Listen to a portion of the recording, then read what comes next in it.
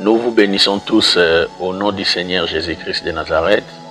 C'est votre émission Les temps des miracles avec votre humble serviteur, les prophètes Élisée Tekwemukini Trésor de l'église missionnaire Yahweh Shama qui est située sur l'avenue Koutou numéro 32, commune de Kalamou, quartier Yolono.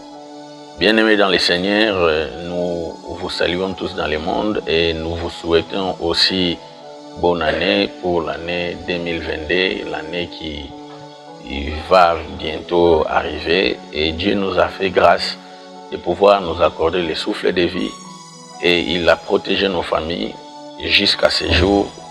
Et nous lui sommes reconnaissants parce que beaucoup ont perdu leurs proches, beaucoup ont perdu des enfants. Beaucoup sont hospitalisés, beaucoup sont malades, mais Dieu, par sa grâce et par son amour, il continue à nous protéger, nous accorder le souffle de vie. Nous ne sommes pas plus grands, plus importants que tous ceux qui ont perdu la vie. C'est à cause de sa grâce et de sa miséricorde. Aujourd'hui, je suis devant vous parce que nous allons une fois de plus partager la parole du Seigneur. Nous sommes déjà arrivés presque à la fin des temps. La Bible dit qu'à la fin des temps, beaucoup de gens se tourneront vers des fables. Les gens ne supporteront pas la saine doctrine et beaucoup de gens, au lieu de prêcher l'évangile pour sauver le peuple de Dieu, ils prêcheront l'évangile pour leur ventre et pour leurs intérêts personnels. Nous allons vous dicter d'abord les thèmes que nous allons développer cet après-midi. Les thèmes que nous allons développer est la taille de mon ennemi, c'est la grandeur de ma bénédiction. Nous allons ouvrir nos Bibles. Je demande à tous ceux qui ont leur Bible d'ouvrir et nous allons lire ensemble la parole de Dieu. Dans Esther chapitre 6, nous allons lire Esther chapitre 6, le verset 1 jusqu'au verset 12. La Bible dit: cette nuit-là, le roi ne put pas dormir et il se fit apporter les livres des annales, les chroniques. On les lit devant le roi et l'on trouva écrit que c'était Mardoché qui avait révélé au sujet des Bigtan et Terek, les deux eunuques du roi, gardes d'Issaï, qui avaient voulu porter la main sur le roi Assyrius.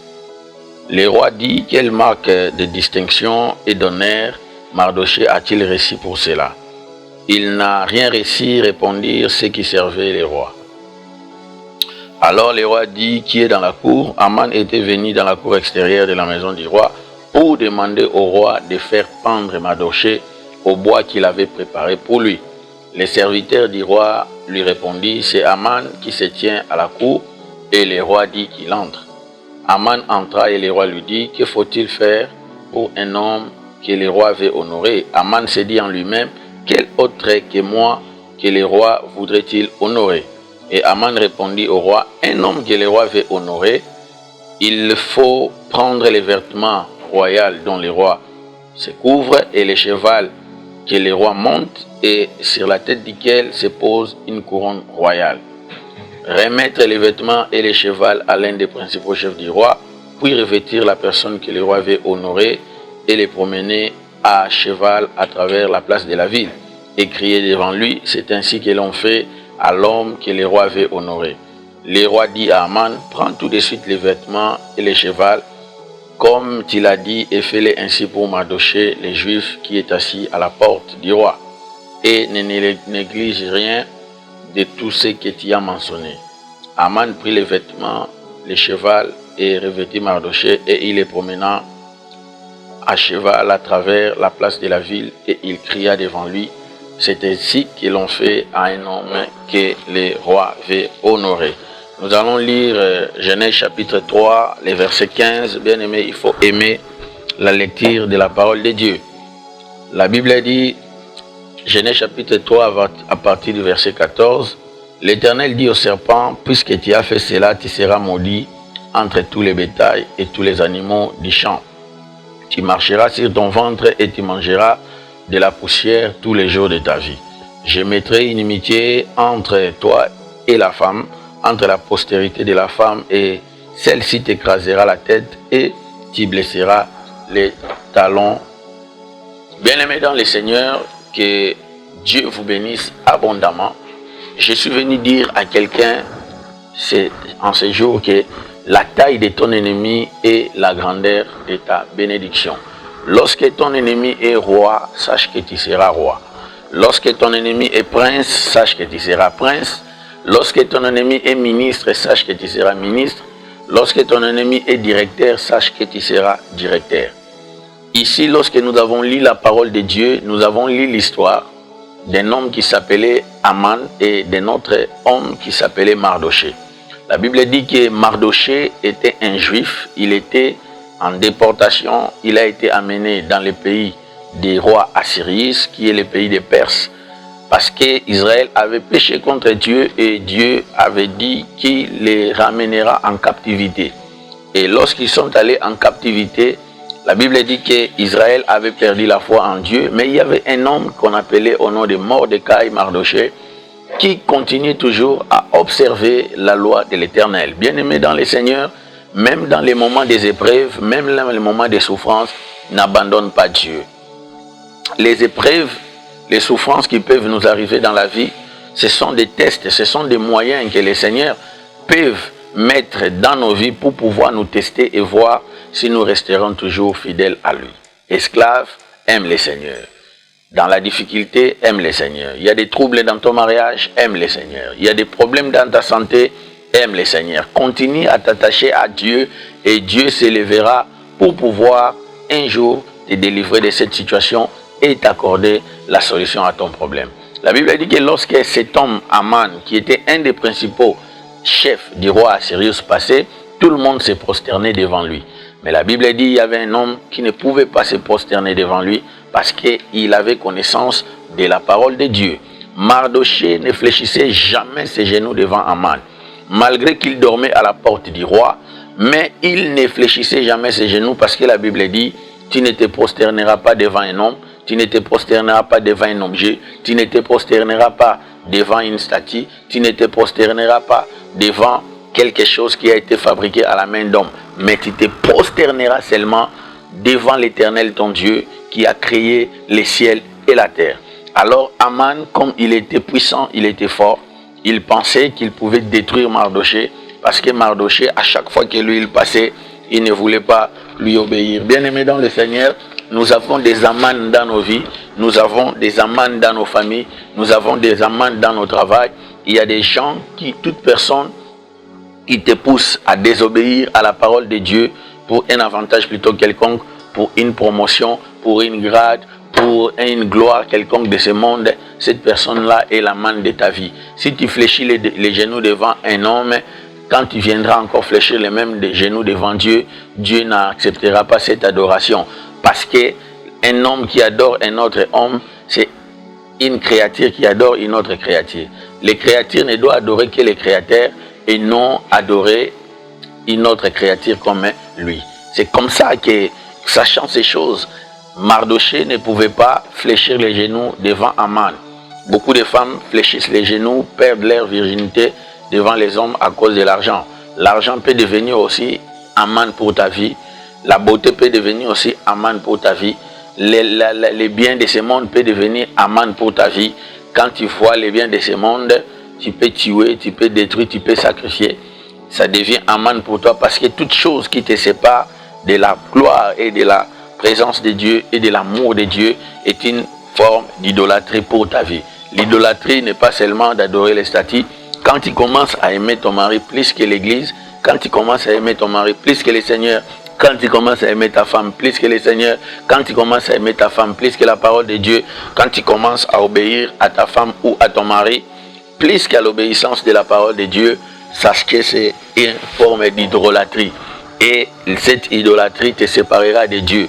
Les enfants d'Israël, la majorité, quand ils voyaient Aman, ils se prosternaient. Mais la Bible dit que lorsque Mardoché voyait Aman, il se tenait debout. Non pas parce qu'il ne voulait pas obéir à Aman, il est respecté comme chef, mais il ne pouvait pas détruire sa foi ou désobéir à la parole de Dieu parce qu'un chef a édicté une loi qui est contraire à la parole de Dieu. La Bible nous recommande d'être soumis aux autorités. Mais la soumission doit toujours cadrer avec ce qui est conforme à la parole de Dieu. Si un chef te demande de voler, tu voles, tu pêches. Ça, ce n'est pas la soumission. C'est une très mauvaise soumission. C'est comme dans l'armée, on dit des ordres mal donnés, ça ne s'exécute pas.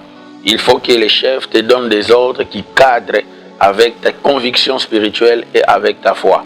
Et c'est comme ça que Dieu te jugera, parce que tu as la maturité et tu as la conscience. Tu lis aussi la parole et les hommes ne te jugeront pas.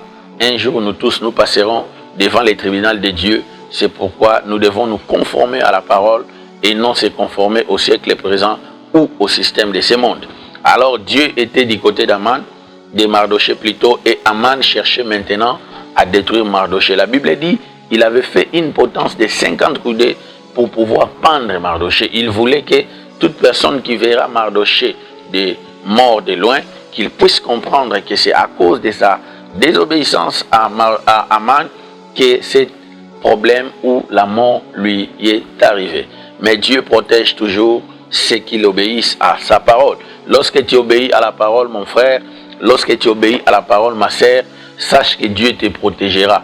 Dieu te défendra, Dieu te gardera et Dieu te couvrira. Aucun malheur ne t'arrivera. Et toute personne qui est élevée, qui te combat, tu lui remplaceras. C'est un principe spirituel.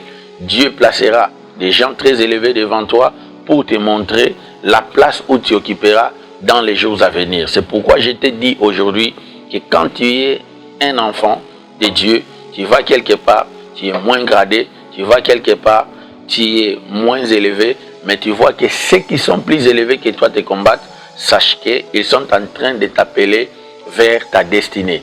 La taille de la personne qui te combat détermine le niveau de ta bénédiction. La Bible déclare dans Exode chapitre 1, le verset 15 jusqu'au verset 52, que lorsque Moïse était né, Pharaon a donné les ordres de détruire tous les premiers-nés. La Bible dit dans Exode chapitre 1, le verset 15, le roi d'Égypte parla aux sages femmes et aux Hébreux, nommés Lin, Shifra et l'autre Poua. Il leur dit, quand vous accoucherez les femmes des Hébreux et que vous verrez sur les sièges, et si c'est un garçon, faites-les mourir, si c'est une fille, laissez-les vivre. La Bible dit, dans le verset 22, alors Pharaon donna l'ordre à tous les peuples, vous jeterez dans les fleuves tout garçon qui naîtra et vous laisserez vivre toutes les filles. Quand Moïse était venu, quand Moïse était un roi, c'est pourquoi Pharaon combattait Moïse. La personne qui te combat, c'est lui qui t'appelle vers ta destinée. C'est lui qui t'appelle vers ta place. Ne refusez pas les combats. La Bible dit, quand l'Éternel approuve les voies d'un homme, il dispose favorablement à son égard, même ses ennemis. Les gens qui te combattent maintenant, ces gens-là, tu les remplaceras et tu seras à leur place. Ne te déstabilise pas, ne t'affaiblis pas, ne te décourage pas, ne perds pas ta foi, garde la mémoire forte, garde ton énergie. Dieu s'élèvera un jour pour déstabiliser tes ennemis. La Bible dit, tu chercheras et tu ne trouveras plus ce qui te combattait. Tu vérifieras à gauche, tu vérifieras à droite, tu vérifieras au nord, tu vérifieras au sud, tu ne verras pas ce qui te combattait, parce que l'Éternel te protégera. Il t'accordera la longévité pour que ceux qui te combattent aujourd'hui voient de leurs propres yeux comment l'Éternel t'a élevé. Si tu as été humilié en public, Dieu t'élèvera aussi en public. Si tu as été déstabilisé en public, Dieu te stabilisera aussi en public. Si tu as été détruit en public, Dieu te construira aussi en public. Dieu n'abandonne jamais ceux qui les cherchent. La Bible dit dans Genèse chapitre 3, le verset 15, je mettrai inimitié entre toi et les serpents, et ta postérité et la postérité du serpent. Il y a des gens qui sont la postérité du serpent, les enfants du ténèbre, les enfants de l'ennemi. La prophétie dit, la postérité du serpent combattra la postérité de la femme. Nous qui avons Christ, nous sommes de la postérité de la femme, parce que de Ève, Jésus-Christ est sorti. Mais eux qui ne connaissent pas Christ sont de la postérité du serpent. Ce sont les enfants du ténèbre. La Bible dit, Dieu avait déjà mis inimitié, la postérité de la femme combattra la postérité du serpent. Ne te décourage pas, ne t'étonne pas lorsque les gens te combattent sans raison. Ils te combattent parce que tu as la chose de Dieu en toi. Ils te combattent parce que tu as les promesses de Dieu en toi. Joseph a été combattu par ses frères parce qu'il devait devenir gouverneur en Égypte. Mais à la fin, Joseph a dit quoi? Dieu a pris le mal que vous avez comploté contre moi, il a changé à bien, il m'a élevé au-dessus de vous. Dieu t'élèvera, toi qui me suis, en ce moment, tu seras au-dessus de tous ceux qui te combattent. C'est pourquoi Jésus a dit aimez vos ennemis.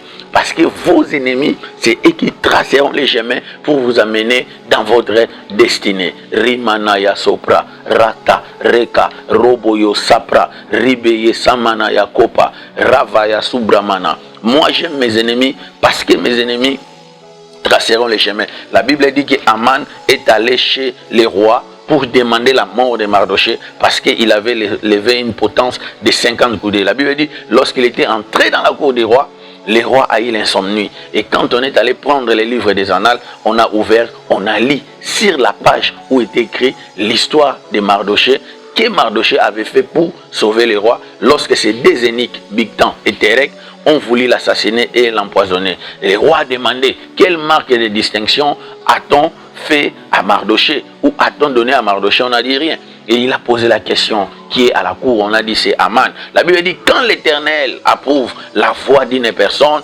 il dispose favorablement à son égard même ses ennemis. Le roi a dit à Aman, quelle marque de distinction peut-on faire à un homme que le roi veut honorer? Aman s'est dit à lui-même, à part moi, qui autre que le roi plutôt pourra honorer? Alors Aman dit, il faut prendre les vêtements royaux dont le roi se couvre. Il faut prendre un cheval sur lequel le roi monte, sur la tête duquel poser une couronne royale. Il faut prendre cette personne, lui faire porter les habits du roi, lui amener à la place publique et commencer à crier, voici comment on fait à un homme que le roi veut honorer.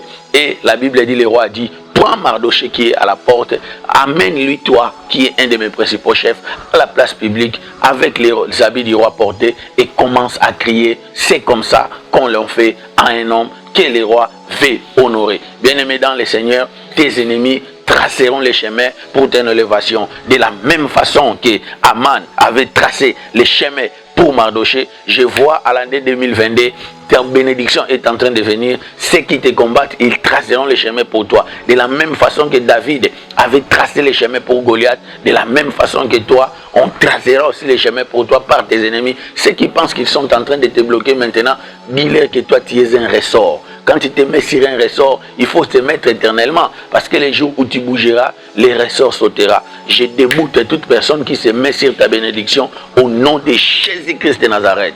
Ramanaya Sopra Baba. Toi qui suis cet enseignement, que Dieu puisse te délivrer et puisse te libérer la vie.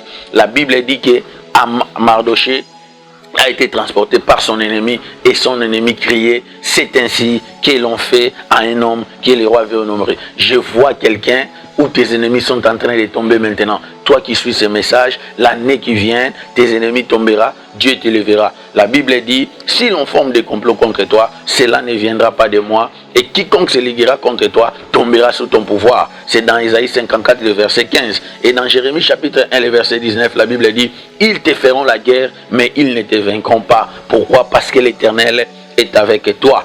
Et bien aimé dans le Seigneur, Aman était couvert de honte, il s'est couvert la tête pour retourner. Que tes ennemis soient couverts de honte, que tes ennemis se couvrent la tête et que tous ceux qui te combattent tombent. Même la maladie qui s'est érigée en ennemi comme ton obstacle, que cette maladie tombe aujourd'hui au nom puissant de Jésus-Christ de Nazareth. Je suis venu dire à quelqu'un en ce jour que la taille de ton ennemi et la grandeur de ta bénédiction. Laisse que mon Dieu puisse t'accorder la foi de supporter les épreuves que tu traverses, de supporter les situations que tu traverses dans ton foyer, dans ta famille, dans ta belle famille, dans ton travail, et qu'il te donne la force de lutter jusqu'à ce que la grâce de Dieu va se manifester dans ta vie. Laisse que mon Dieu puisse te bénir abondamment. C'était votre émission Le Temps des Miracles avec le prophète Élisée Tekoué de l'église missionnaire Yahweh Shammah. Nous vous invitons tous à venir participer à nos cultes chaque mercredi, vendredi et dimanche. Pour le mercredi et vendredi, c'est de 17h jusqu'à 19h et les dimanches de 9h jusqu'à 12h. Je vais prier pour vous, que la grâce du Seigneur soit sur vous et que Dieu vous bénisse, que tous ceux qui sont malades, que Dieu puisse les guérir et tous ceux qui ont des problèmes, que Dieu puisse les restaurer maintenant. Je vois quelqu'un qui souffre et qui suit ce message. L'Esprit de Dieu me dit que Dieu t'a déjà guéri et Dieu t'a restauré à cause de la puissance de ce message. Je te bénis au nom de Jésus-Christ de Nazareth. Laisse que la paix et la grâce de Dieu qui surpasse toutes choses puissent être votre partage.